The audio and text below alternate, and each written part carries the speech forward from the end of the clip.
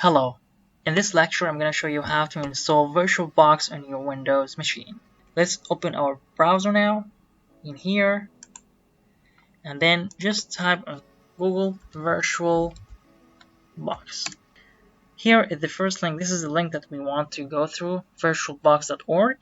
Click on it, and then go to downloads here, and this is the page that we need to download Virtualbox from.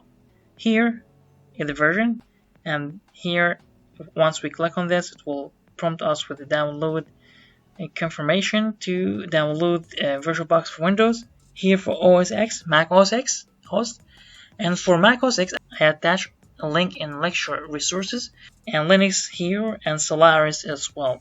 Let's click on Windows host and then save file.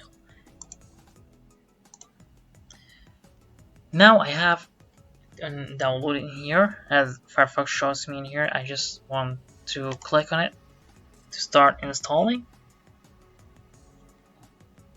Then here, this is actually the installation wizard for Virtualbox in here. And then here you'll find the custom setup. These actual icons, we can actually control these just to see the feature that Virtualbox provides, whether or not we want to install it or not. But it's recommended to leave it as it is. And as we know here, for C, the location, we can't change the installation location here, but it's recommended to leave it as it is.